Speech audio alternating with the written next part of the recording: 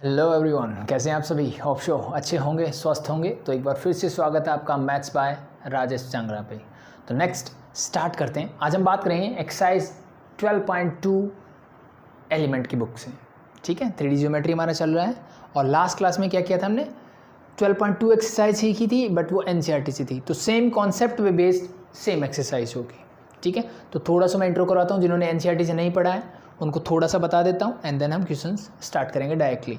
और जिन्होंने last lecture देखा है तो उसके लिए बेस्ट सजेस्ट करूँगा कि जिन्होंने NCERT से एक्सरसाइज 12.2 देख ली है कंप्लीट, वो इन क्वेश्चंस को यानी 12.2 एक्सरसाइज एलिमेंट से खुद से करेंगे। वो एक तरह से होमवर्क लेके चलें। ठीक है, तो मैं प्रेफर करूँगा कि वो खुद से पहले क्वेश्चंस ट्राई करें, एंड देन आपको डाउट्स हैं तो आप लेक्चर देख सकते हो, नो प्रॉब्लम। तो मैं स्टार्ट करता हूँ नेक्स्ट। तो एक्सरसाइज 12.2 में क्या है, एज यूजुअल जैसे NCERT में था, आज हम बात करने वाले हैं डिस्टेंस फॉर्मूले की। किसकी बात करने वाले हैं भाई? Distance formula. अब जानते हैं डिस्टेंस फॉर्मूला क्या होता है? जी हम जानते हैं, लेकिन 10th स्टैंडर्ड में हमने क्या सीखा था कि अगर 7 चैप्टर में आपको याद होगा कि कोई भी दो पॉइंट गिवन है, let be point A is x1, y1 and point B is x2, y2। ये दो पॉइंट्स अगर मुझे गिवन है and we have to find the distance between A and B। अगर मुझे AB डिस्टेंस निकालनी हो, AB की लेंथ निकालनी हो, या distance between the point A and B निकालना हो, एक ही बात है। तो वो कैसे निकालते थे? That's very simple, the root of x2 minus x1 whole square plus y2 minus y1 whole square. Formula याद होगा भाई, डिस्टेंस फॉर्मूला। ठीक है, वहाँ पे हमने ये ड्राइव भी किया था 10th स्टैंडर्ड में, लेक्चर वीडियो भी पढ़ा होगा शायद। सो this is your AB। Distance between two points हम कैसे निकालते हैं? x कोऑर्डिनेट को सब्ट्रैक्ट करो, उसका स्क्वायर कर दो, y कोऑर्डिनेट का डिफरेंस निकालो, उसका स्क्वायर कर दो, एंड दोनों को क्या कर दो, दोनों को ऐड करो और पूरे के ऊपर रूट लगा दो, then you get your distance between two points in a plane. ये पॉइंट्स कहाँ हैं? सिर्फ दो कोऑर्डिनेट गिवन है, इसका मतलब मैं 2D की बात कर रहा हूँ। 2D की बात कर रहा हूँ मतलब मैं एक प्लेन, सिंगल प्लेन की बात कर रहा हूँ। इसका मतलब मैं सिर्फ XY प्लेन की बात कर रहा हूँ, यानी यहाँ सिर्फ X एक्सिस और Y एक्सिस है, उसकी बात कर रहा हूँ। बट हम यहाँ पे क्या पढ़ रहे हैं? हम पढ़ रहे हैं जी 3D ज्योमेट्री। क्या पढ़ रहे हैं जी? 3D ज्योमेट्री पढ़ रहे हैं। तो अब जो पॉइंट A और B है ना, वो कैसे मिलने वाले हैं जी? पॉइंट A कुछ ऐसे मिलेगा, x1, y1, z1। एक और कोऑर्डिनेट ऐड हो गया, दैट इज z। xy तो पहले से थे, एक z आ गया। And the next point B भी किसी फॉर्म में होगा, ऐसे ही होगा, x2, y2, z2। Now we have to find the distance between A and B। अगर मुझे अब इन पॉइंट्स के बीच का डिस्टेंस निकालना हो तो क्या होगा? As usual same. ठीक है, तो क्या होगा? AB is equal to root of.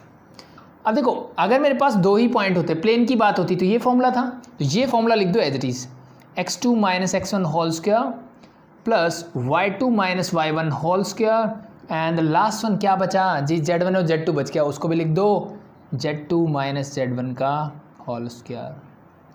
ठीक है, this is the distance between two points A and B। Simple है जी। सो ये मेरे प्लेन के लिए था, ये मेरे कहाँ हो गया? स्पेस के अंदर जहाँ बात करते हैं, 3D ज्योमेट्री की जहाँ बात होती है, तो वहाँ पे मेरा फॉर्मूला ये वर्क करेगा। सिंपल है। अब ये चीज़ें मैं लास्ट लेक्चर में बता चुका हूँ, ये फॉर्मूला मैं लास्ट लेक्चर में कैसे आया वो भी बताया। देखो ये इंपॉर्टेंट है, मुझे फॉर्मूला पता होना चाहिए अगर मुझे सिर्फ क्वेश्चन सॉल्व करने हैं। ठीक है, ये आया कैसे, उस कॉन्सेप्ट को जानना है, थोड़ी सी नॉलेज और बढ़ानी है तो लास्ट लेक्चर देख लेना, लिंक मैं डिस्क्रिप्शन में डाल दूंगा, वहाँ से आपको पता लग जाएगा। पहले मैंने यही बताया था, इसके बाद मैंने प्रूव करके दिखाया था कि ये फॉर्मूला कैसे आया। ठीक है, बहुत सिंपल है, बहुत बेसिक सा कंसेप्ट है। वही चीज़ मैं बार बार बोलता हूँ, 3D में थोड़ा सा अगर विजुअलाइजेशन है तो इट्स वेरी इजी। ठीक है, सो this is your distance formula. अब हम करेंगे इस पे बेस्ड क्वेश्चंस। मैंने बता दिया डेरिवेशन लास्ट लेक्चर में आप देख सकते हो, मैं सिर्फ आपको कराता हूँ directly questions. So the question number 1 of exercise 12.2 क्या है? क्वेश्चन नंबर 1 ने बोला है जी मुझे find the distance between the following pair of points. मुझे पेयर ऑफ पॉइंट्स गिवन है, यानी दो पॉइंट्स गिवन है जी, उनके बीच का डिस्टेंस निकालना है। तो टोटल 4 पार्ट है, मैं कोई एक समझा देता हूँ, बाकी आप खुद से करेंगे। तो क्वेश्चन नंबर 1 का मैं फर्स्ट पार्ट ले लेता हूँ सिर्फ। The first part is, point है मेरे पास 2, 3, 4। The first point is 2, 3, 4 and the second point is -1, 2 and -3। -1, 2, -3, ये वाले पॉइंट्स है मेरे पास, 2, 3, 4 एंड -1, 2 एंड -3। ये दो पॉइंट्स हैं मेरे पास, इनके बीच का मुझे क्या बताना है? डिस्टेंस बताना है। तो दो पॉइंट्स ऐसे ही है, इनके बीच का डिस्टेंस का फॉर्मूला मेरे पास है एज यूजुअल, दैट्स इट। तो बस मुझे यहाँ पे बोलना है कि x1, y1, z1 किसको बोलूँ, x2, y2, z2 किसको बोलूँ। जिसको दिल करे बोल दो। 2D में ये करते थे ना, इसको आप x1 माइनस x2 भी लिखोगे तो भी आपका रिजल्ट में कोई फ़र्क नहीं पड़ने वाला, ठीक है। इसको x1 माइनस x2 कर दो, इसको y1 माइनस y2 कर दो, इट्स ओके, नो प्रॉब्लम, कोई दिक्कत नहीं है। तो सिमिलरली आप 3D में भी ऐसा कर सकते हो कि भाई x1 माइनस x2 कर दो, y1 माइनस y2 कर दो, z1 माइनस z2 कर दो, उस बात से कोई फ़र्क नहीं पड़ता मेरे फाइनल रिजल्ट के ऊपर, ठीक है।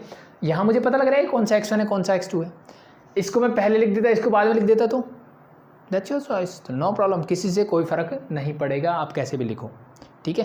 बस इस पूरे में से ये सब्ट्रैक्ट कर दो। सो लेट मैं मान लेता हूँ कि भाई एज यूजुअल जैसे हम कॉन्सेप्ट लेते हैं कि ये x1 होगा, y1 होगा, ये मेरा z1 होगा, मैंने ऐसे मान लिया, ठीक है। इसको मैंने बोल दिया जी ये मेरा x2 होगा, ये मेरा y2 होगा और ये मेरा z2 होगा।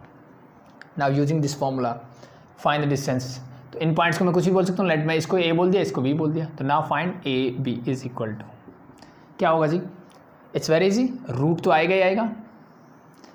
रूट के बाद अंदर क्या रहता है x2 माइनस x1, x2 क्या है जी यहाँ -1 है जी, x1 क्या है जी -2। अब ध्यान रखना x2 माइनस, ये माइनस बीच में फॉर्मूले का होता है, बाकी x2 x1 की जो भी वैल्यू पुट कर दो एज इट इज, तो x2 -1 था, ये माइनस साइन आया, और x2 मेरा सॉरी x1 क्या था दैट इज 2, तो मैंने एज इट इज लिख दिया पूरे का स्क्वायर, प्लस y2 क्या है जी that is 2, minus y1 that is 3 whole square, plus z2 ये जी -3 माइनस z1 दैट इज 4, इसका भी whole square. Now solve it and you get your answer, -1 -3 sorry -1 -2 that is -3 whole square, plus 2 -3 that is -1 का whole square, last one is -3 -4 that is -7 का whole square.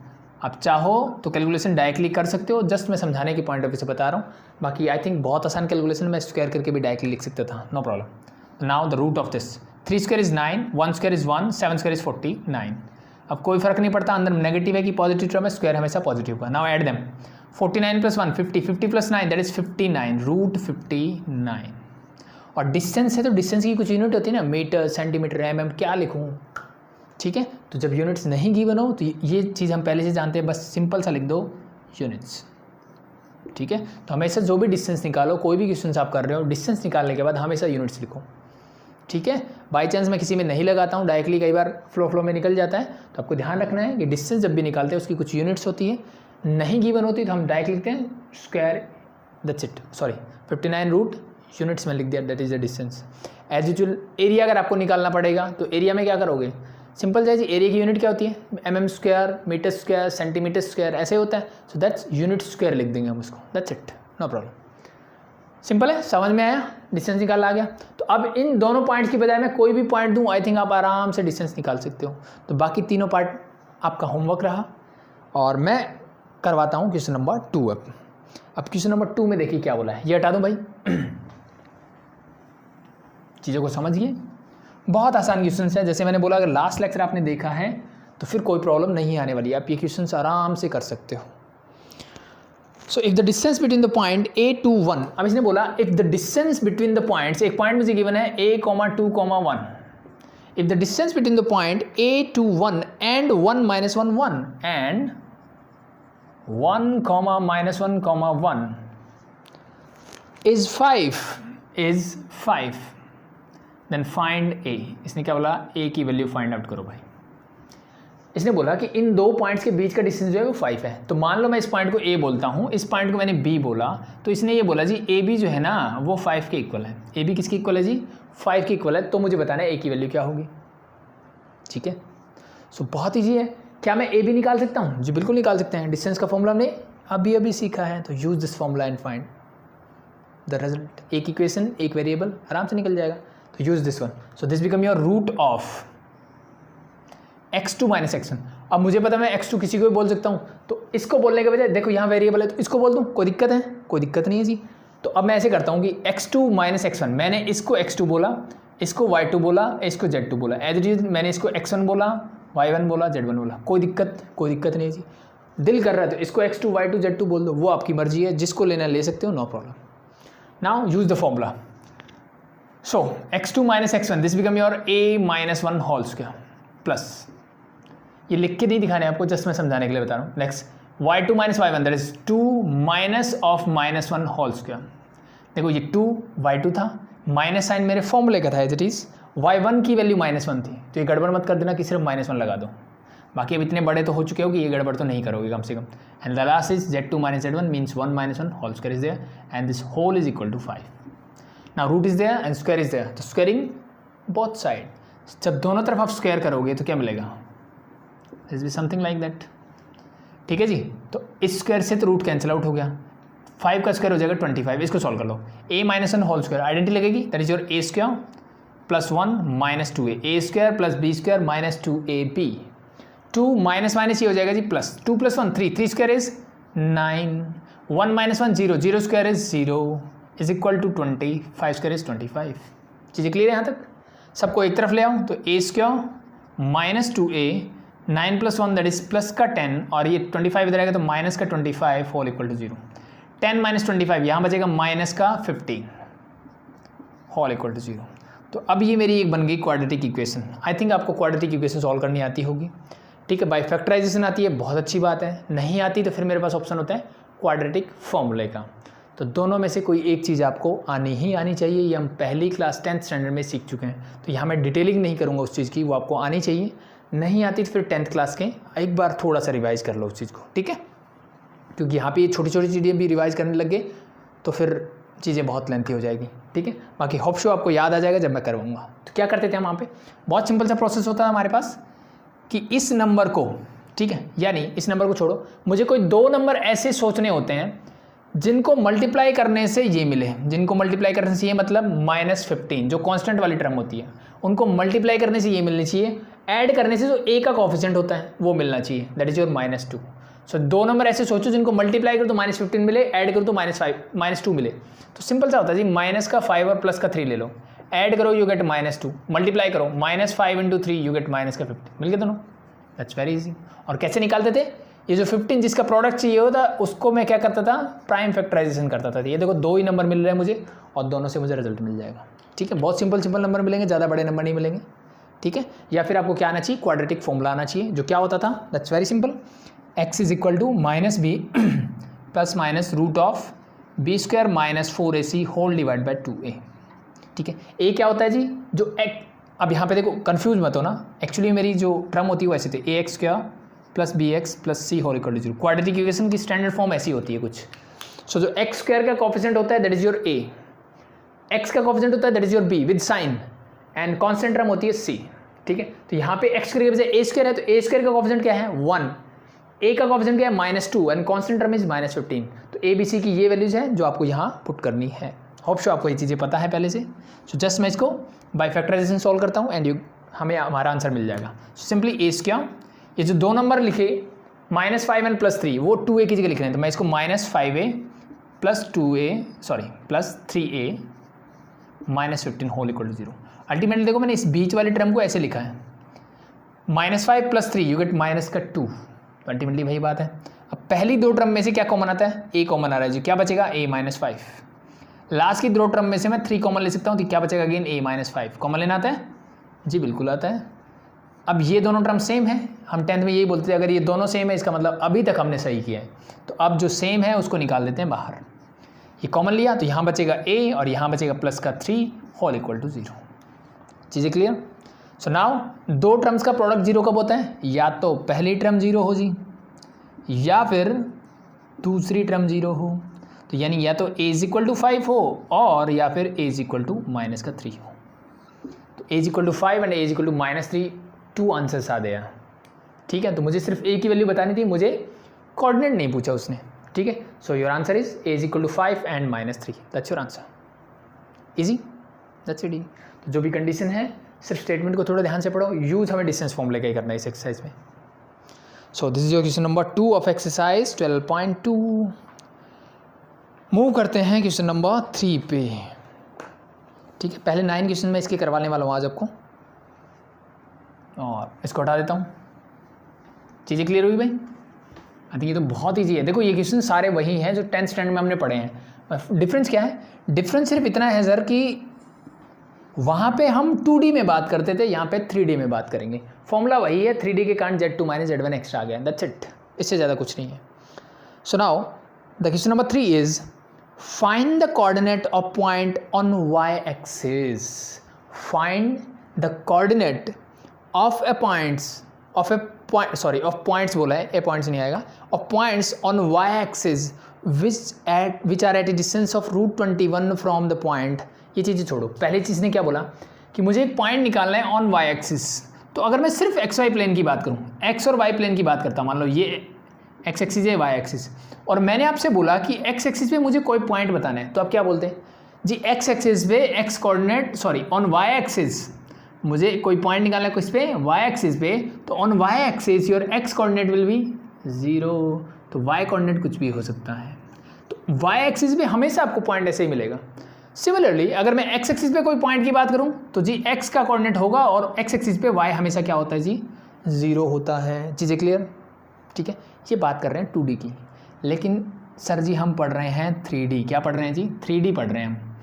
तो 3D के में हम कैसे लेते हैं, एक एक्सिस और आ जाती है जी यहाँ पे, इसको हम बोलते हैं एक्स एक्सिस, इसको हम बोलते हैं वाई एक्सिस और इसको हम बोलते हैं Z axis.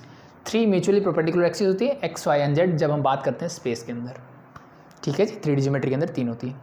So similar concept से जो लास्ट हमने पढ़ा, उसी से मैं आपसे पूछूं कि कोई भी पॉइंट ऑन वाई एक्सिस किस फॉर्म में होगा। अब मुझे पता है जी वाई एक्सिस पे अगर मैं कोई भी प्लेन लूँ तो वाई एक्सिस पे क्या होगा, एक्स और जेड 0 होगा। क्यों होगा, सिंपल सा कॉन्सेप्ट है जी, ओरिजिन से सिर्फ मैं इतना चला, ना तो मैं एक्स एक्सिस की तरफ गया और ना ही मैं जेड एक्सिस की तरफ गया, मैंने मूव ही नहीं किया, तो हमेशा एक्स और जेड कोऑर्डिनेट इस पे क्या होंगे, 0। तो ये ध्यान रखो, ऑन वाई एक्सिस मेरे कोऑर्डिनेट 0, B, 0 इस फॉर्म में मिलेंगे। ऑन एक्स एक्सिस में बात करूं तो सिर्फ एक्स कोऑर्डिनेट मिलेगा, वाई और जेड क्या मिलेंगे, 0, and on Z axis this is 0, 0, C, be like that, ठीक है। तो किसी भी एक्सिस पे जाओगे तो बाकी एक्सिस के कोऑर्डिनेट मेरे क्या हो जाते हैं, 0 हो जाते हैं। इजी। सो ये चीज़ें मैं पहले भी समझा चुका हूँ, एक बार फिर से बता दिया, बस इस कॉन्सेप्ट का यूज यहाँ पे करना है। तो इसने क्या बोला, दोबारा से पढ़ता हूँ मैं, find the coordinate of points on Y axis.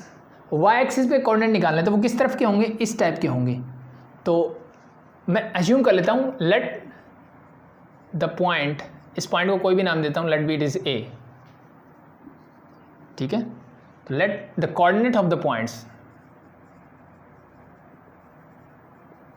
Of the point A, इस पॉइंट ए के कोऑर्डिनेट क्या होंगे, जब मैंने उसको बोला वाई एक्सिस पे है तो इसके कोऑर्डिनेट कुछ 0, B, 0। अब इस B की जगह आप वाई लिख लो, A लिख लो, C लिख लो, कोई फर्क नहीं पड़ता। सिंपल सा कॉन्सेप्ट ये है कि सिर्फ वाई के कोऑर्डिनेट की कुछ वैल्यू होगी, एक्स और जेड कोऑर्डिनेट 0 होंगे, बस ये चीज़ समझ में आनी चाहिए, ठीक है। आगे बढ़ते हैं। Which are at a distance of √21 from the point. ये जो पॉइंट है, ये जो पॉइंट मैंने लिया, ये एक पॉइंट मुझे गिवन है, जो पॉइंट कितना है, दैट इज 1, 3 एंड 2, 1, 3, 2। इन दोनों के जो बीच का डिस्टेंस है वो कितना गिवन है मुझे, वो गिवन है जी √21। ये कॉन्सेप्ट, ये स्टेटमेंट मुझे गिवन है, and we have to find the coordinate.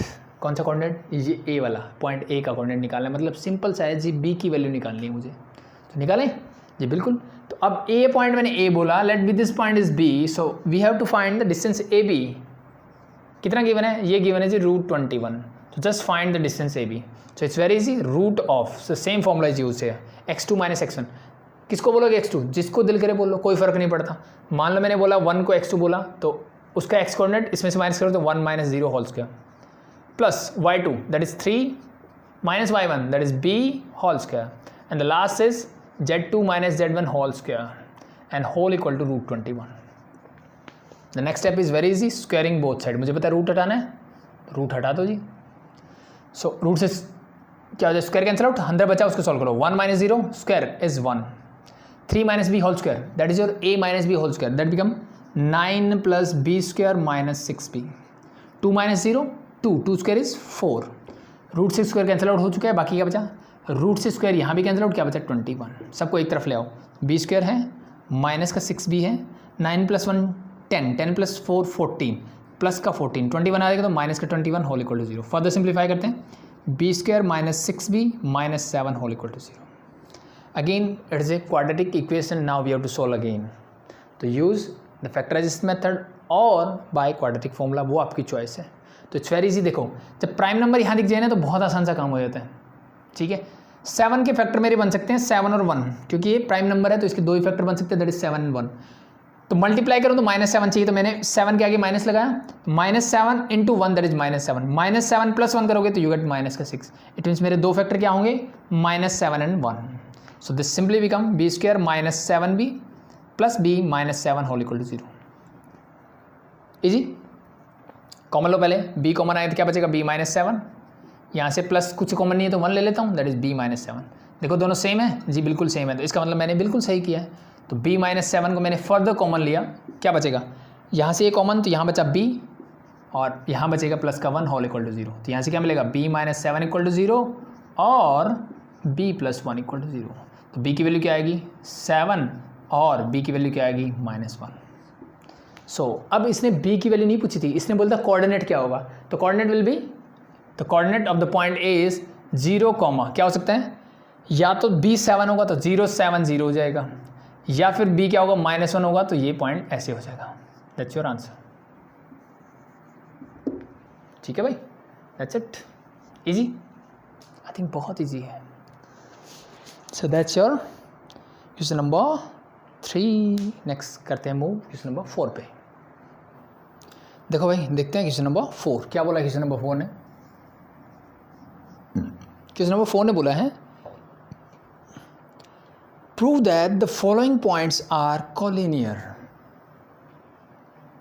तो हम पहले से जानते हैं भाई कि कोलिनियरिटी क्या होती है, पॉइंट्स कोलिनियर कब होते हैं। कोलिनियर का मतलब एक ही लाइन में, यानी जब भी मैं बात करता हूँ कोलिनियरिटी की, तो यहाँ पे 3 पॉइंट्स मुझे गिवन है, let be this A B and C. तो कोलिनियरिटी का मतलब है वो क्या होंगे, एक ही लाइन में होंगे। क्या होंगे, एक ही लाइन में होंगे। और एक ही लाइन में होने से मुझे क्या पता लगता है, इट्स वेरी इजी, कि अगर मुझे प्रूव करना है तीनों पॉइंट्स एक ही लाइन में है, तो सिंपल सा तरीका है जी कि ए टू बी ये जो डिस्टेंस है प्लस बी सी ये डिस्टेंस है, मतलब यहाँ से लेकर के ये डिस्टेंस प्लस यहाँ से लेकर के ये डिस्टेंस, ये किसके बराबर होना चाहिए, यहाँ से लेकर के इस डिस्टेंस के। यस और नो, किसी को कोई डाउट। आई थिंक ये तो बहुत सिंपल सा कॉन्सेप्ट है, 10th स्टैंडर्ड में हमने पढ़ा है। मैंने बोला एज इट इज़ वैसे ही क्वेश्चंस हैं। So A B plus B C अगर ए सी के एक और मिल जाए, यानी मेरे पास कोई भी 3 पॉइंट्स है, अगर उन तीनों में से पेयर को मैंने चूज किया, तो कितने पेयर्स ले सकता हूँ मैं, 3 पेयर, यानी ए बी बी सी और ए सी। ठीक है, कोई भी 2 पेयर के बीच का डिस्टेंस निकालो, ठीक है, सॉरी तीनों का डिस्टेंस निकालो, और तीनों में से कोई 2 का सम जो है तीसरे के इक्वल मिलेगा, तब तो मैं बोलूँगा वो कोलिनियर है, अदरवाइज वो कोलिनियर नहीं है। तो क्वेश्चन नंबर 4 ने बोला कि प्रूव दैट, इसने तो बोल दिया भाई प्रूव करके बताओ मुझे, इसका मतलब वो 100% होगा। कोई भी 2 टर्म ऐसे 2 नंबर्स मिलेंगे, उनका सम जो है तीसरे के इक्वल 100% मिलेगा। सो बस वही काम करना है। इसका मतलब मुझे यहाँ 3 डिस्टेंस निकालने हैं, पहला काम ये करना है। So the points are, question number 1 का फर्स्ट पार्ट मैं करवा देता हूँ, सेकेंड आप कर लेना। ठीक है, the first part is 1 2 -1। The first point is question number 4 का फर्स्ट पार्ट 1, 2, 1 और sorry 1 2 and -1 is there. Okay, the second point, let मैं इस पॉइंट को P बोल दिया मान लो मैंने। सेकंड पॉइंट मैं लेता हूँ दैट इज Q। इसने गिवन नहीं है तो मैं जो चाहूँ ले सकता हूँ, that 2 5 1। And let be third point is represented by R, and this point will be 1 -1 -3 0 sorry 0 -1 -3। ये मुझे पॉइंट गिवन है तीनों P Q R, and we have to prove that the following points are collinear. और मुझे prove करना है कि ये पॉइंट्स क्या हैं, कोलिनियर। सेकंड पार्ट आप खुद से करोगे, फर्स्ट में समझा देता हूँ। तो as it is A B C की जगह P Q R ले लो। तो मुझे करना क्या, अल्टीमेटली कुछ नहीं करना, जो भी 3 पॉइंट गिवन हो, पेयर का distance A B B C A C, तीनों पेयर का पहले डिस्टेंस निकालो। सो फर्स्ट मैं निकालता हूँ P Q के बीच में, तो P Q निकालो क्या होगा, P Q is very easy, root of वही x2 - x1 करते हैं, तो 2 - 1 whole square plus y2 - y1, तो 5 - 2 whole square plus z2 - z1, that is 1 - of -1 whole square. Solve it. 2 - 1 1, 1 square is 1, 5 - 2 3, 3 square is 9, 1 - हो जाएगा plus 2, 2 square is 4, root of this. So this become your root 14 simply. Easy है जी, that's it. और distance निकाला है तो इसको लिख दो यूनिट्स। फर्स्ट आ गया। सेकंड देखिए आप, सेकंड पॉइंट क्या बन रहा है, क्यू आर के बीच का डिस्टेंस निकाल लेता हूँ मैं, यानी इस और इस पॉइंट के बीच का डिस्टेंस निकालो। वही same as it is x2 - x1, जिसको मानना कर सकते हो कोई। अब देखो इसका x2 x1 से इसके डिस्टेंस के x2 x1 से कोई रिलेशनशिप नहीं है, तो जो दिल करे उसको अज्यूम कर सकते हो। तो मान लो ये करता हूँ 2 - 0, मैंने इसको पहले लिया 2 - 0 होल स्क्वायर प्लस 5 - of -1, तो -1 +1 डायरेक्टली लिख दूँ, plus last one is 1 minus of -3 करो तो -1 प्लस का 3 होल स्क्वायर। देखो ये माइनस इस कोऑर्डिनेट का है और ये जो बीच में माइनस आता है वो किसका है, मेरे फॉर्मूले का माइनस होता है। तो यहाँ पे जैसे किया वैसे एज यूजुअल हो जाएगा। So now solve this. 2 - 0 2, 2 square is 4, 5 + 1 6, 6 square is 36 and 3 + 1 4, 4 square is 16, root of this 40 16 that is root 56। और रूट 56 आपको पता होगा क्या होता है जी, होता है 14 × 4 और मुझे 4 का रूट निकल सकता है तो ये आ जाएगा बाहर 2 √14 यूनिट्स। ठीक है जी। क्या बचा जी, पी क्यू निकाल लिया, क्यू आर निकाल लिया, अब बचा फर्स्ट एंड लास्ट यानी पी आर बच गया। तो पी आर और निकाल लो। ठीक है, क्या आएगा जी, पी आर निकालोगे तो 1 - 0 करता हूं मैं, 1 - 0 होल स्क्वायर यानी x2 - x1 whole square plus y2 भी यही लेना पड़ेगा तो 2 माइनस वहां गया है -1 तो minus +1 whole square plus the last one is minus का 1 और ये माइनस +3 हो जाएगा whole square. Now solve this and find your answer.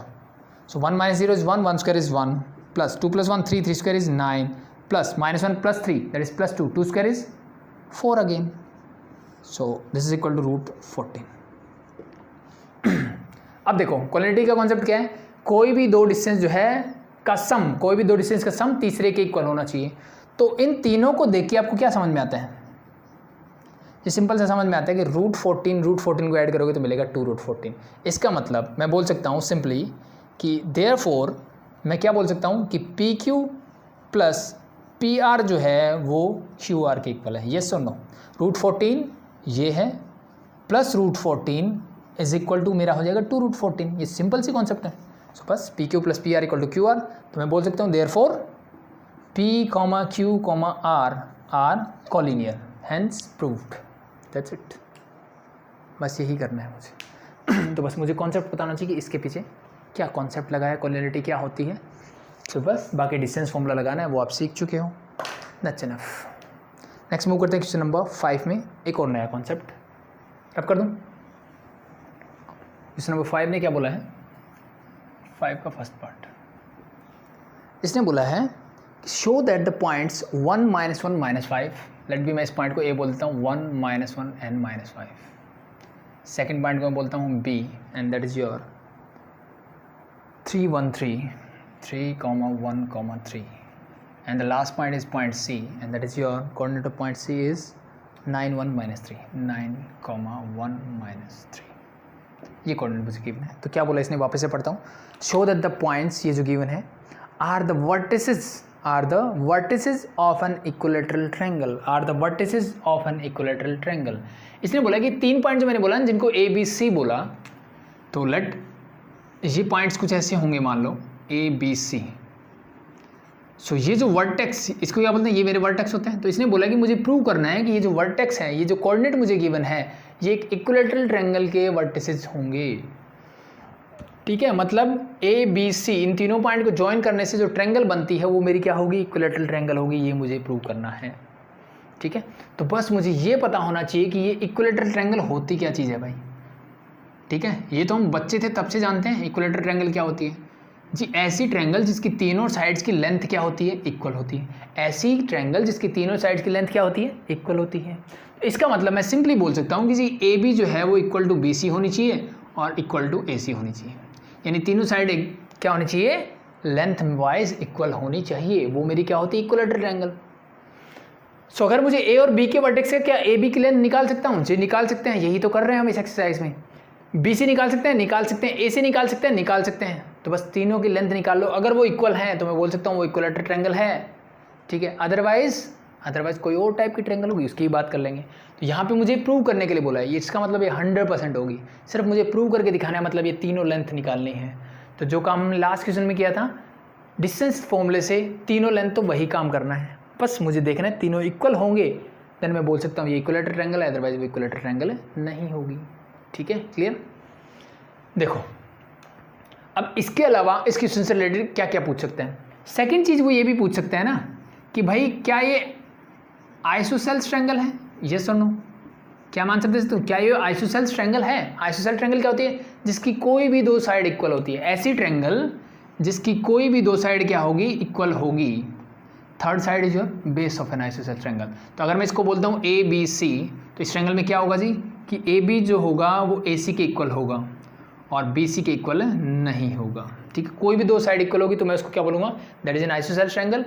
But जब मैं थर्ड साइड को नॉट इक्वल बोल देता हूँ तो दैट इज 100% आइसोसेलेस ही होगी, वो इक्वलेटरल नहीं होगी। इक्वलेटरल में दो साइड इक्वल होती है ना, बट थर्ड भी उसकी इक्वल हो जाती है। ठीक है, तो इसलिए हम उसको इक्वलेटर बोलते हैं। और दो साइड इक्वल होगी, तीसरी उसकी इक्वल होगी, देन हम क्या बोलेंगे, आइसोसेलेस ट्रायंगल। तो इस कंडीशन में अगर मैं सेम पॉइंट देता और मैं पूछा आप तो क्या ये आइसोसेलेस ट्रायंगल है, तो फिर मुझे तीनों पॉइंट ही चेक करने हैं। कोई दो इक्वल होंगे तो मैं बोलूँगा आइसोसेलेस है, अदरवाइज वो आइसोसेलेस नहीं होगी, वो इक्वलेटरल ट्रायंगल हो जाएगी। चीज़ें क्लियर? अच्छा, शो और क्या, sorry, the third point is, अब आपसे ये भी तो पूछ सकता है ना, क्या स्केलन ट्रायंगल है? स्केलन क्या होती है जी? जिसकी तीनों साइड इक्वल नहीं होती। पहले तीनों इक्वल थी, कोई दो इक्वल हुई, और स्केलन में क्या होगा जी, तीनों ही अलग अलग, यानी A B is not equal to B C is not equal to C. तो बस मुझे ट्रायंगल को चेक करना है, तीनों साइड्स की अगर लेंथ इक्वल नहीं आती है तो मैं बोल दूंगा वो स्केलन ट्रायंगल है, अदरवाइज वो क्या होगी, कोई और type, means may be isosceles, may be equilateral triangle. ठीक है जी, आगे बढ़े। The fourth point is and the last, जो कि इस चैप्टर से रिलेटेड में से पूछा जा सकता है, that is your right angle triangle. क्या होगी? Right angle triangle. तो राइट एंगल ट्रायंगल के बारे में आपने आई थिंक पढ़ा होगा कि राइट एंगल ट्रायंगल में क्या होता है, मेरा एक एंगल 90 डिग्री होता है। और क्या प्रॉपर्टी होती है? और प्रॉपर्टी ये होती है जी कि अगर मैं इस ट्रायंगल को ए बी सी बोलता हूँ तो 90 के सामने होता है हाइपोटेनस, और उस हाइपोटेनस की लेंथ का स्क्वायर अगर मैं करूँ तो बाकी साइड्स के स्क्वायर के सम के इक्वल होता है। ये हमने पढ़ा हुआ है, 10th में पढ़ते, hypotenuse square is equal to perpendicular square plus base square, yes और नो, बस वही कॉन्सेप्ट यहाँ लग रहा है। यहाँ पे भी लेंथ की बात, यहाँ पे भी, यहाँ पे भी, यहाँ पे भी, तो मेरा डिस्टेंस क्या निकलता है, लेंथ ही तो निकलता है साइड्स की। तो बस ये कॉन्सेप्ट मुझे यूज़ करने हैं एंड देन हम कोई भी क्वेश्चन सॉल्व कर सकते हैं। ठीक है, तो मैं क्वेश्चन नंबर 5 पे वापस से आता हूँ एंड देन हम इसको करते हैं वापस से सॉल्व। तो वापस से पढ़ता हूँ, क्या बोला है, शो दैट द पॉइंट्स, ये जो मुझे गिवन है, are the vertices of an equilateral triangle. तो प्रोसेस क्या है तीनों के लिए?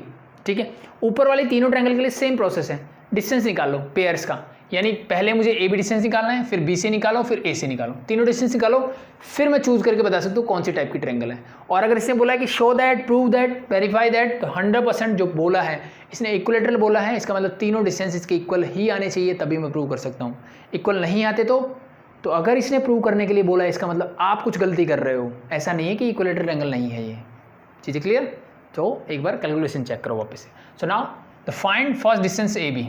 तो आई थिंक आप डिस्टेंस फॉर्मूले से आप फैमिलियर हो चुके हैं, हम डायरेक्टली फटाफट से कैलकुलेशन कर सकते हैं, जो कॉन्सेप्ट था मैंने बता दिया। सिंपली देखो, किसी को भी मैं x2 और किसी को भी x2 y2 z2 और किसी को भी मैं x1 y1 z1 ले सकता हूँ, वो मेरी चॉइस के हिसाब से, जैसे मेरे को कैलकुलेशन अच्छी लगती है वैसे। सो मैं इसको लिखता हूँ 3 - 1 दैट इज 2, 2 स्क्वायर हो जाएगा जी, plus 1 minus of -1 that is +1, तो 1 + 1 दैट इज 2, 2 स्क्वायर यहाँ से फिर से हो जाएगा। And the last one is 3 minus of -5 that 3 + 5 that is 8, 8 square is there. ठीक है, तो आप डिटेलिंग में करना चाहो डिटेल में लिख के कर सकते हो, नो प्रॉब्लम, उससे कोई दिक्कत नहीं है। But I think practice enough हो चुकी है, तो मैं जल्दी जल्दी करवा देता हूँ। 2 square is 4 + 4 and plus 64 root 8 + 64 क्या हो गया 72, रूट ऑफ 72। रूट ऑफ 72 क्या होता है जी? अब मुझे पता है 72 होता है 36 2 जा।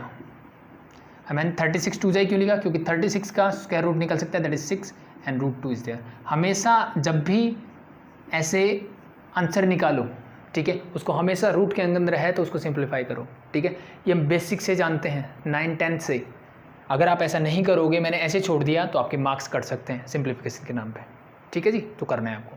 तो फर्स्ट थिंग, सेकंड में निकालता हूँ BC के बीच का डिस्टेंस, तो सिमिलरली वही होगा, 9 - 3 करता हूँ 6, 6 square is 36 plus 1 - 1 that is 0, 0 square is 0 plus -3 and -3 -6 minus square 6 square is again 36, so this again become root 72। Root 72 को 6 रूट 2 में लिख सकता हूँ डायरेक्टली, दोबारा से ये चीज़ समझाने की जरूरत नहीं, मैं डायरेक्टली लिख सकता हूँ।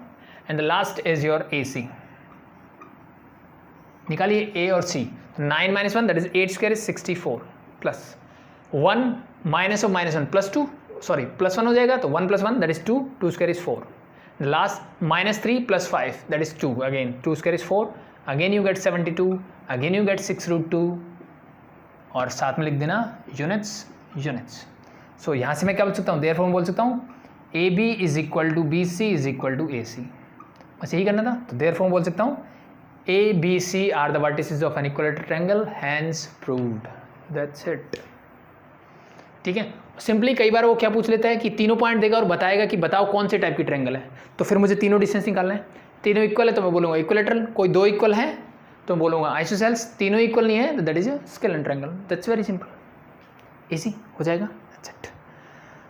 सो फिफ्थ का सेकंड पार्ट आई थिंक आप कर सकते हो, बस ए बी सी की फॉर्म में गिवन है, वहाँ पे नंबर्स नहीं है, बस ये डिफरेंस है, बाकी चीज़ें सेम है। ठीक है तो होप शो आप कर लोगे, ठीक है, या करवाऊँ? ठीक है, अगर करवाना है तो देख लो एक बार, फटाफट से देख लेते हैं। चलो फिफ्थ का सेकंड पार्ट में भी कुछ बच्चे डर जाते हैं ABC देख के, नंबर्स नहीं मिलते उनको। So the points are, let be point A is ABC,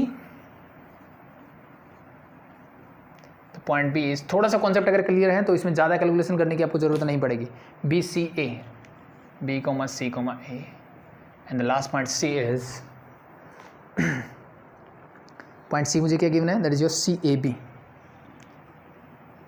ठीक है, ये बिना कैलकुलेशन के मैं निकाल सकता हूँ। कैसे? सिंपली कॉन्सेप्ट वही लगेगा, पॉइंट ABC है, तो अगर इसने बोला कि मुझे प्रूव करना है इक्विलेटरल ट्रायंगल है तो वही कॉन्सेप्ट लगेगा। तो first find the distance AB, मैं AB निकालता हूँ, क्या होगा, जो रूट ऑफ किसी को मान लो, तो मान लो इसमें से माइनस करता हूँ, that is your x1 minus x2, इस बात से कोई फर्क नहीं पड़ता, मैंने पहले बोला था a minus B whole square.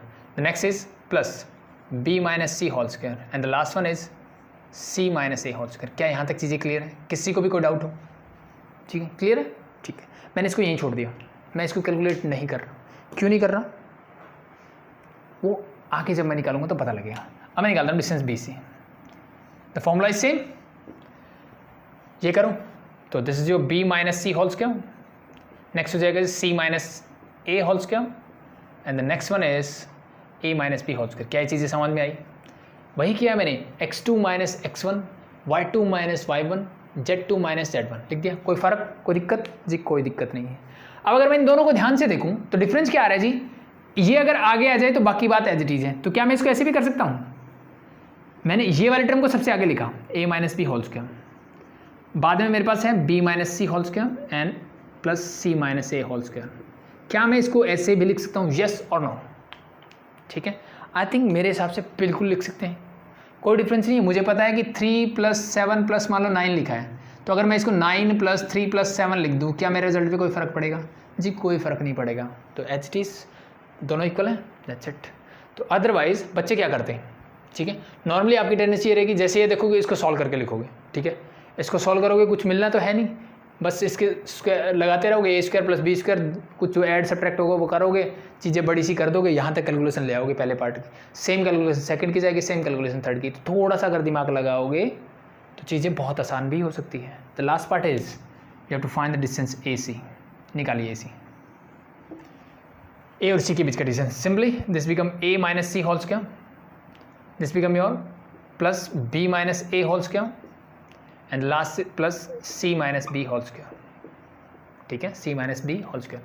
अगर यहाँ पे थोड़ा सा भी दिमाग लगाते ना तो इस स्टेप से नेक्स्ट स्टेप भी नहीं करना पड़ता। कैसे? अब मैंने A माइनस सी किया सिर्फ बताने के लिए आपको, मैं C माइनस ए भी कर सकता था। क्यों कर सकता था? आप ऊपर वाले दोनों देखो ध्यान से, तो मेरा मन करता है वो ले सकता हूँ मैं x2 x1, ठीक है, तो x2 में इसको लेता तो ये क्या बनता, that is simply C minus A बनता, जो कि यहाँ दिख रहा है आपको, ये बनता A माइनस बी जो कि यहाँ पे दिख रहा है आपको, and the last B minus C बनता जो कि यहाँ पे दिख रहा है। ठीक है, लेकिन इस कॉन्सेप्ट को अगर मैं समझूं तो क्या इसी टर्म को, जैसे मैंने लिखा है पहले मैंने क्या है A माइनस बी है, तो इस वाले टर्म को मैं आगे लिख सकता हूँ, बिल्कुल लिख सकते हैं। और यहाँ को क्या मैं इसको A minus B whole square भी लिख सकता हूँ, यस और नो? क्या इस बात से कोई फर्क पड़ेगा? इसको मैं ऐसे लिख दूँ, कोई फर्क पड़ेगा? ठीक है, चेक करके देखो, यहाँ से माइनस कॉमन लगोती क्या हो जाएगा, -1 इंटू A माइनस बी और पूरे का square as it is, yes और नो? इस पूरे टर्म से -1 कॉमन लिया तो -1 बाहर आया, माइनस का A था प्लस का हो गया, B माइनस का था प्लस का हो गया, स्क्वायर का मतलब -1 का स्क्वायर क्या हो जाएगा, +1। तो अल्टीमेटली मैं इसको ऐसे भी लिख सकता हूँ। ठीक है, तो वो आपकी चॉइस के ऊपर है, दैट्स इट। सिमिलरली जब मैं इसको ऐसे लिख सकता हूँ तो क्या मैं इसको B minus C whole square भी लिख सकता हूँ? जी बिल्कुल लिख सकते हैं। The last term is this plus C minus A whole square. यहाँ से क्या पता लग रहा है जी, ए बी जो है BC के इक्वल है, इक्वल टू AC, तीनों इक्वल हैं, तीनों इक्वल है, इसका मतलब ये इक्विलेटरल ट्रायंगल है, hence proved. Hence proved that A, B, C are the vertex of an equilateral triangle. That's your question number 5.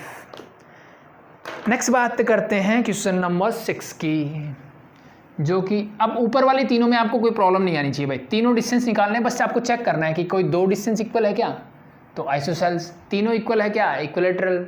ठीक है, आइसोसेल्स का मैंने एनसीईआरटी में क्वेश्चन था वहाँ पे करवाया था, किसी को देखना हो तो आप वहाँ से देख सकते हो, नो प्रॉब्लम। ठीक है, बाकी एलिमेंट में नहीं है तो आई थिंक चीज़ें क्लियर हैं, कर सकते हो आप, इतना विश्वास है मुझे आप पे।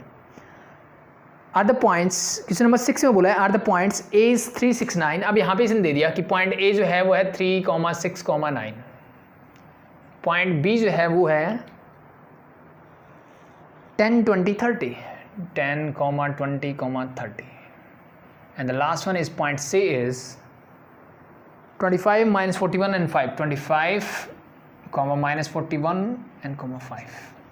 ठीक है, मतलब कैलकुलेशन अच्छी करवाने वाला है। Are the vertices of right angle triangle, are the points the vertices of right angle triangle.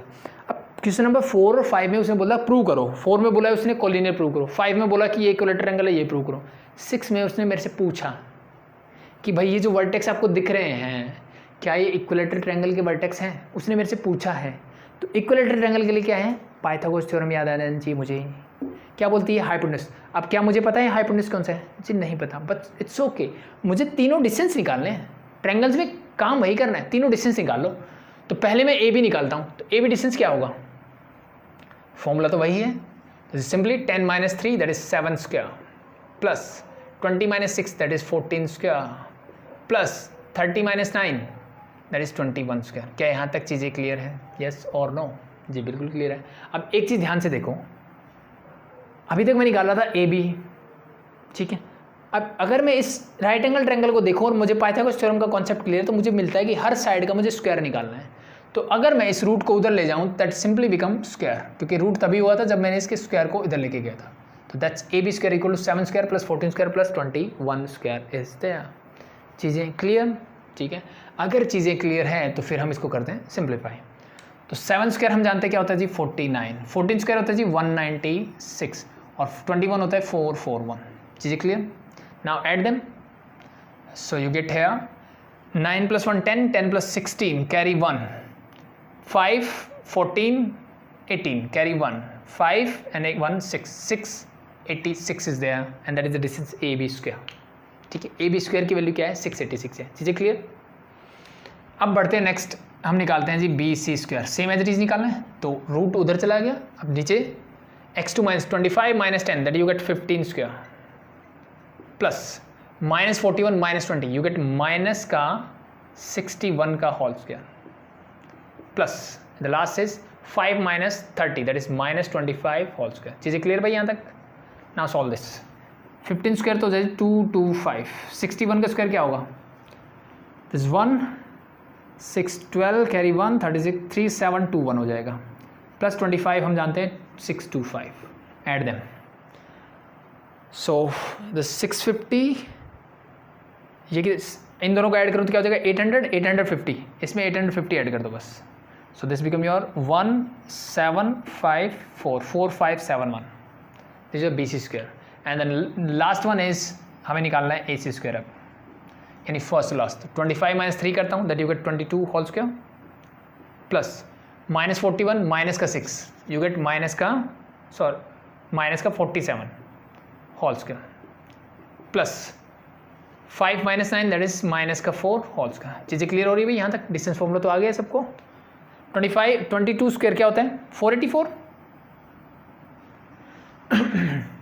Sorry, so plus 47 का क्या होगा 7 square 49 4 56 plus 4 60 carry 6 and 22 2209 plus 4 square 16, इनको ऐड कर दो and you get your answer. So 16 add करोगे तो ये हो जाएगा 500 ऐड कर दो यहाँ पे, तो दिस यू गेट 2709। सो ये मेरी 3 टर्म्स हैं मेरे पास, ए बी स्क्वायर है, बी सी स्क्वायर है, ए सी स्क्वायर है। तो अब देखो, अब मुझे पता है हाइपोटेन्यूस क्या होता है, सबसे बड़ी साइड होती है। तो यहाँ से अगर हाइपोटेन्यूस होगा तो कौन सा हो सकता है जी, ये पॉसिबल है। तो इसका मतलब इन दोनों का सम जो है इसके इक्वल होना चाहिए। चेक करके देखो क्या है। तो मैंने देखा जी 686 प्लस 2709, दोनों को ऐड किया, क्या मिलेगा देखो ध्यान से, 9 + 6 15 कैरी 1, दिस इज 9, और 7 + 6 13 carry 1, this is 3395, which is not equal to 4571। तो इसका मतलब मैं क्या बोल सकता हूँ कि मैं बोल सकता हूँ कि कोई भी दो साइड जो थी कि AB² plus AC² is not equal to BC², क्योंकि BC² सबसे बड़ी साइड है, इन दोनों में से बड़ी साइड है, ये इक्वल नहीं है, इसका मतलब this is not a right angle triangle, that's it. अगर ये इक्वल होता, दो का सम किसी तीसरी के इक्वल आता, सबसे बड़ी साइड, सबसे दो छोटी जो साइड है दोनों, उनको लो और उनका सम तीसरी जो बड़ी साइड है उसके स्क्वायर के सम के इक्वल होना चाहिए, then we can say that this is right angle triangle, but ये नहीं है, तो it means this is not right angle triangle. चीज़ें क्लियर? प्रूव करने के लिए बोलता है तो 100% मिलती, बट इसने पूछा है मेरे से है कि नहीं है, तो मेरा आंसर जी नहीं, ये वर्टेक्स जो है राइट एंगल ट्रायंगल के नहीं है। ठीक है, तो that's your question number 6। Easy. तो अगर मैं पूछूं कौन से टाइप की ट्रायंगल है, तो क्या समझ में आएगा? देखो तीनों टर्म अलग है, तीनों का रूट करोगे तो अलग अलग टर्म्स मिलेगी, it mean this is your scalar triangle. ठीक है जी, किस टाइप की ट्रायंगल है? स्केलर ट्रायंगल है। सो मुझे सिर्फ पूछा था कि क्या राइट एंगल ट्रायंगल है, तो मेरा आंसर जी नहीं है। अब मैं मूव करता हूँ क्वेश्चन नंबर 7 में, और द रोम्बस। ओके, अब हम बात करेंगे क्वाड्रिलेटरल की, ये होगी बात ट्रायंगल्स की। अब मैं मूव करता हूँ क्वाड्रिलेटरल्स में। तो क्वाड्रिलेटरल्स की प्रॉपर्टी, 3-4 क्वाड्रिलेटर होते हैं जिसकी मुझे पता होनी चाहिए, दैट्स इट, उसके अलावा मुझे ज़्यादा सोचने की ज़रूरत नहीं होती। So the first one is parallelogram. याद है जी पैरेललोग्राम कैसे लिखते हैं? जी बिल्कुल लिखते हैं। क्या होता है पैरेललोग्राम? होता है जी एक quadrilateral, let be this is ABCD, जिसकी अपोजिट साइड्स क्या होती हैं? इक्वल होती हैं और पैरेलल होती हैं। बट यहाँ पे सिर्फ एक प्रॉपर्टी की ज़रूरत है मुझे, ठीक है? वैसे बहुत सारी प्रॉपर्टी होती है पैरेललोग्राम में, सो सिर्फ एक प्रॉपर्टी की जरूरत है, क्योंकि मैं डिस्टेंस फॉर्मूले की बात कर रहा हूँ, क्योंकि मैं साइड्स की लेंथ की बात करूँगा सिर्फ यहाँ पे, दैट्स वाई वो क्या बोलता है कि सिंपली अगर AB is equal to DC हो, यानी अपोजिट साइड्स अगर मुझे इक्वल मिल जाए, AD is equal to BC, opposite pair of sides अगर इक्वल हो, तो मैं बोल सकता हूँ कि वो मेरा क्या होता है? पैरेललोग्राम होता है। सिंपल। अब पैरेललोग्राम से नेक्स्ट आता है मेरा रेक्टेंगल। क्या आता है जी नेक्स्ट? रेक्टेंगल। रेक्टेंगल क्या होता है? मेरा रेक्टेंगल होता है जी कुछ ऐसे ABCD, जिसका हर एक एंगल कितना होता है? 90 degree. As usual opposite sides क्या होती है मेरी? इक्वल ही होती है। तो अब बात यहाँ पे आती है, कुछ बच्चे कंफ्यूज होते हैं। अगर मैं बोलूँ कि AB is equal to DC and AD is equal to BC, इतनी चीज़ अगर मैं करता हूँ तो मैं बोल सकता हूँ कि वो एक पैरेललोग्राम होगा। ठीक है, वो एक पैरेललोग्राम होगा। बट क्या मैं इतनी चीज़ से ये बोल सकता हूँ कि रेक्टेंगल होगा? जी बिल्कुल नहीं। ठीक है, तो और क्या प्रॉपर्टी होती है, वो भी डिस्टेंस से रिलेटेड, जिससे कि मैं बोल सकूँ ये रेक्टेंगल है। तो रेक्टेंगल्स के जो डायगोनल्स होते हैं, AC is equal to BD भी होता है। AC इज इक्वल टू क्या होगा? BD होगा। वो साइड्स के इक्वल नहीं होगा, बट एक दूसरे के इक्वल होता है। और इन केस ऑफ पैरेललोग्राम जो मेरे डायगोनल्स है वो इक्वल नहीं होते, ये चीज़ ध्यान रखना। ठीक है, सो कई बार हम क्या करते हैं, चारों अगर मैं ऑपोजिट साइड इक्वल प्रूव कर देता हूँ तो दैट्स 100% है parallelogram, but it may be a rectangle, क्योंकि मैंने डायगोनल चेक नहीं किए।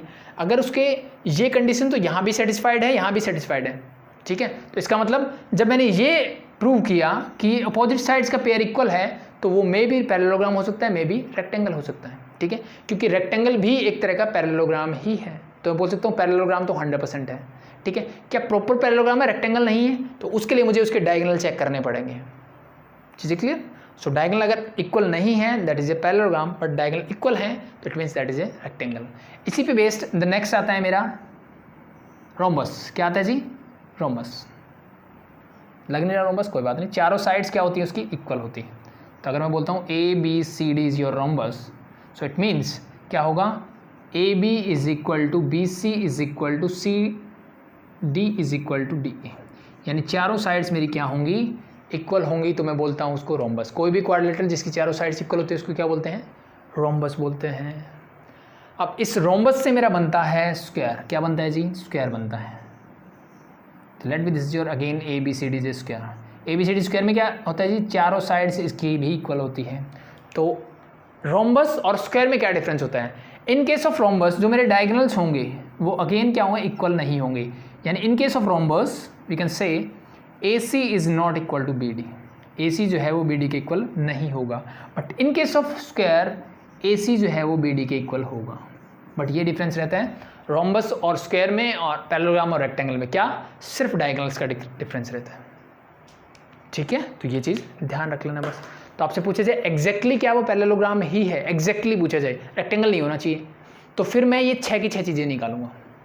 ठीक है, चारों साइड्स एंड देन डायगोनल, चारों साइड इक्वल होनी चाहिए, डायगोनल इक्वल नहीं होंगे, मैं बोलूँगा पैरेललोग्राम है। चारों साइड इक्वल है, डायगोनल भी इक्वल है, मैं बोलूँगा sorry opposite pair of sides अगर इक्वल हैं और डायगोनल इक्वल नहीं है तो मैं बोलूँगा पैरेललोग्राम है। अपोजिट पेयर ऑफ साइड्स अगर इक्वल है, डायगोनल भी इक्वल है तो मैं बोलूँगा रेक्टेंगल है। चारों साइड्स इक्वल है बट डायगोनल इक्वल नहीं है, मैं बोलूँगा 100% रोम्बस है। और चारों साइड इक्वल है बट चारों साइड इक्वल है एंड डायगोनल भी इक्वल है तो मैं बोलूँगा that is your square. That's it. तो ये दो याद रखो, ये अपने आप याद हो जाते हैं। सिर्फ डायगोनल इक्वल कर दो तो पैरेललोग्राम का रेक्टेंगल बन जाता है, रोम्बस का स्क्वायर बन जाता है। That's it. चीज़ें क्लियर? सो बस इसी प्रॉपर्टीज़ का मुझे यूज़ करना है and we have to solve the questions. So मैं मूव करता हूँ क्वेश्चन नंबर 7 में। 7 में क्या बोला है?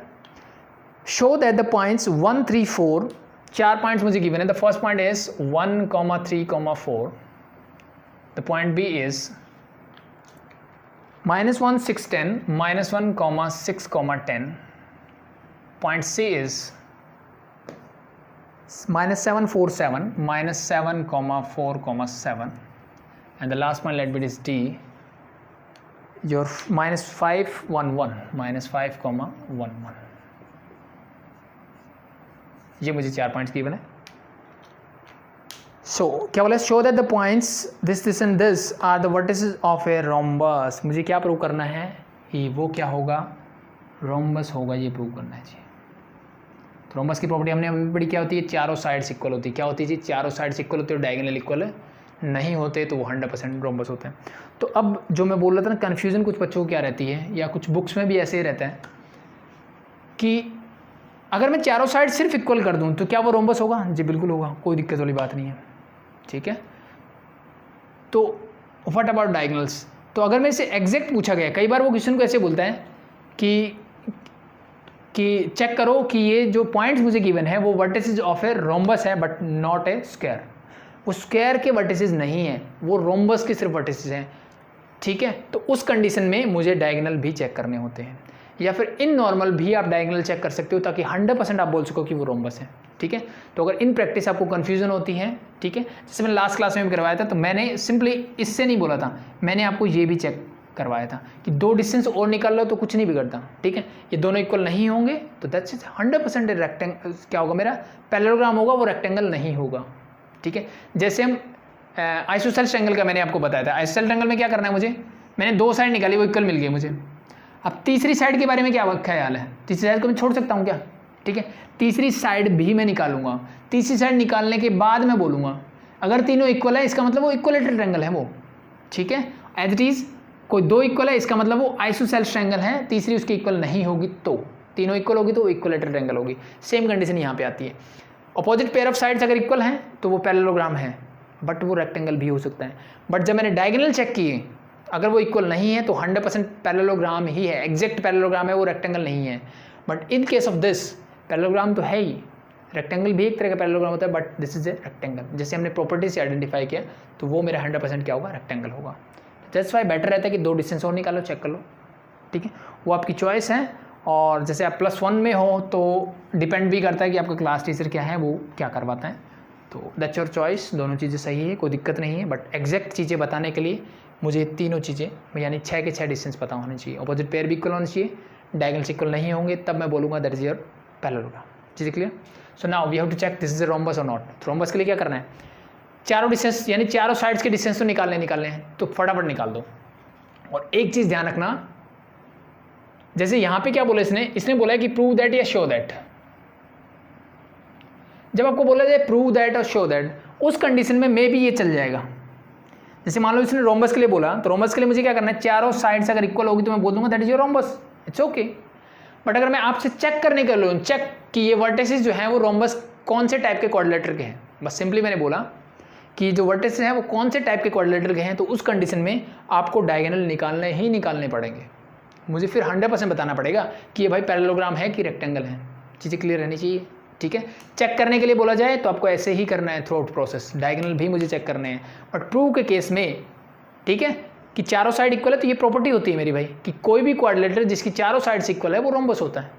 ठीक है, मुझे प्रूव करने के लिए बोला कि हाँ क्या ये रोम्बस है, तो दैट्स इनफ कि चारों पॉइंट्स मैंने निकाले and that's enough, okay no problem.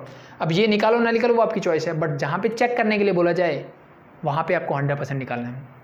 ठीक है, ध्यान रहेगा।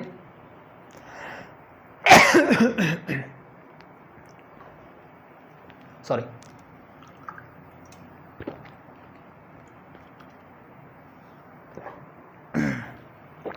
हाँ तो स्टार्ट करते हैं। एज यूजुअल डिस्टेंस निकालते हैं, तो फर्स्ट निकालो ए बी। तो अब इसने प्रूव करने के लिए बोला है तो आप मे भी चारों को इक्वल करके छोड़ सकते हो, बट डायगोनल निकालना चाहो वो आपकी चॉइस के ऊपर है।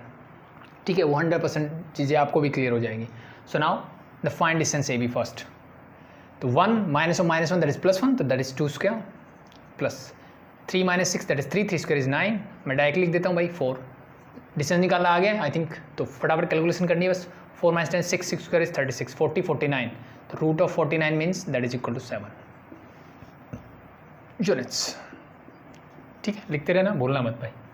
B C is equal to root of, इन दोनों के बीच का डिस्टेंस निकालो। तो -1 प्लस माइनस ऑफ -7 क्या हो जाएगा, +7, that become 6, 6 square is 36, plus 6 minus 4 that is 6 minus 4 2, 2 square is 4, plus 10 minus 7 3, 3 square is 9, again this is root 49 mean that is equal to 7 units. ठीक है, एज इट इज आप C D निकालोगे तो -7 -5 that you can -2 square is 4, plus 4 minus 1 3 square is 9, plus 7 minus 1 6, 6 square is 36, again your root 49, again it is 7 units. Similarly आप AD निकालोगे या DA बोल दो, कुछ भी बोल दो, कोई फर्क नहीं पड़ता। तो 1 minus of -5 that is 6, 6 square is 36 again, 3 minus 1 that is 2 square is 4, 4 minus 1 that is 3 square is 9, root 49 whole equal to 7 units. तो चारों साइड इक्वल है, इसका मतलब मैं क्या बोल सकता हूँ, दैट इज योर रोम्बस। ठीक है, तो प्रूव करने की कंडीशन में आप सिर्फ इतना कर सकते हो, क्योंकि हमने प्रॉपर्टीज पढ़ी हुई है कि रोम्बस को कैसे डिफाइन करते हैं। कोई क्वाड्रिलेटरल जिसकी चारों साइड्स इक्वल होती है उसको मैं रोम्बस बोलता हूँ, दैट्स इनफ। तो प्रूव करने के लिए इतना इनफ है।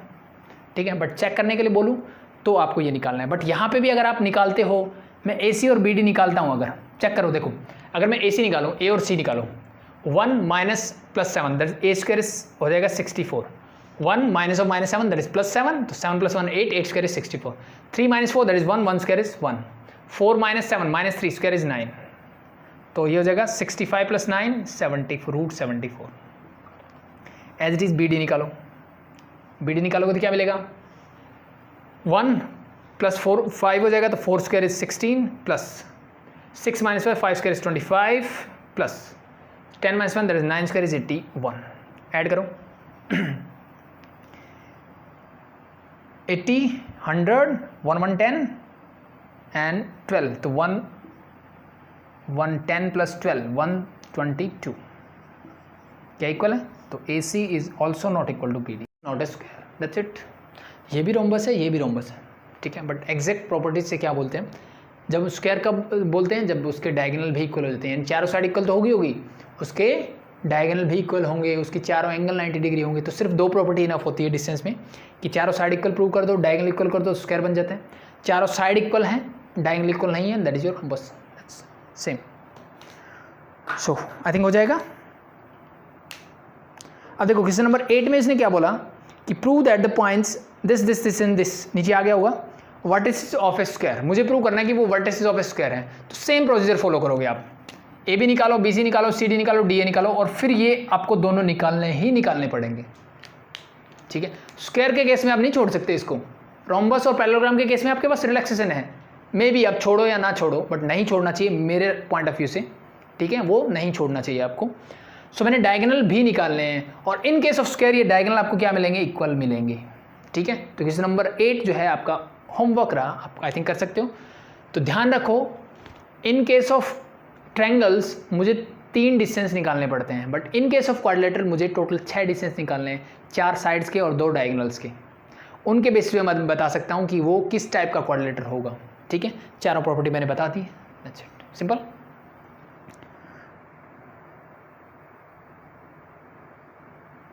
क्वेश्चन नंबर 9 थोड़ा सा अलग है, इसको हटा दूँ। तो क्वेश्चन नंबर 8 आप खुद से कर सकते हो भाई, 7 और 8 आज ठीक है। और जो डाउट हो सकता था वो मैंने आपका क्लियर कर दिया है कि क्या करना है आपको, तो बेटर है इन चीज़ों में डायगोनल आप निकालो, नो प्रॉब्लम।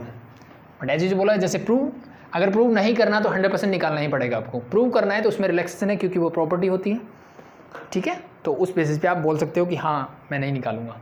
तो now the question number 9 is show that -1 4 -3। इसने बोला कि प्रूव करो कि -1 4 -3 ये जो पॉइंट है, शो दैट -1 4 -3 इज सर्कमसेंटर, इज सर्कमसेंटर। अब ये सर्कमसेंटर क्या होता है भाई, ये मेरा सर्कमसेंटर क्या होता है वो आपको पता होना चाहिए। तो अगर आपको याद हो सर्कमसेंटर क्या होता है, जो एक ट्रायंगल के वर्टिसेस से, ऐसा सर्कल जो एक ट्रायंगल के तीनों वर्टिसेस से क्या होता है, पास होता है, उस, ठीक है, उस सर्कल का जो सेंटर होता है उसको हम बोलते हैं सर्कमसेंटर। ठीक है जी, चीज़ें क्लियर हुई। यानी सर्कमसेंटर क्या होता है जी, सेंटर जो कि सॉरी एक सर्कल जो कि एक किसी भी ट्रायंगल के तीनों वर्टिसेस से पास होता है, उस सर्कल का जो सेंटर होता है उसको हम बोलते हैं सर्कमसेंटर। चीज़ें क्लियर, उसको क्या बोलेंगे हम, सर्कमसेंटर बोलेंगे। और इस सर्कमसेंटर की क्या खास बात होती है जी, तो सिंपल सा मुझे दिख रहा है जी, कोई भी सर्कल है उसकी रेडियस तो एक ही होती है। इसका मतलब अगर मैं इस पॉइंट से, सेंटर से इसको ज्वाइन करता हूँ, let be the center is O, तो ओ से अगर मैं कोई भी कोऑर्डिनेट लिया मैंने ए बी सी, सो मैं ओ ए को ज्वाइन करूँ, ओ बी को ज्वाइन करूँ या ओ सी को ज्वाइन करूँ, तीनों ही क्या है, मेरी रेडियस ऑफ द सर्कल है। इट मीन्स मैं बोल सकता हूँ यहाँ से मुझे ये पता लग गया कि अगर ये ट्रायंगल, अगर ये पॉइंट मेरा ओ है दैट इज योर सर्कमसेंटर, और ए बी सी 3 पॉइंट्स हैं, 3 वर्टिसेस है ट्रायंगल के, उनसे पास होता है, तो मुझे पता है कि O A is equal to O B is equal to O C होना ही होना चाहिए। ठीक है, तभी ऐसा होगा, अदरवाइज ये पॉसिबल नहीं है। चीज़ें क्लियर। सुनाओ वापस से मैं क्वेश्चन पे आता हूँ, क्या बोला इसने। Question number 9, show that -1 4 -3, this point is the circumcenter of a triangle formed by the point 3 2 -5। जो पॉइंट्स है वो क्या है, 3, 2, -5। The first point is this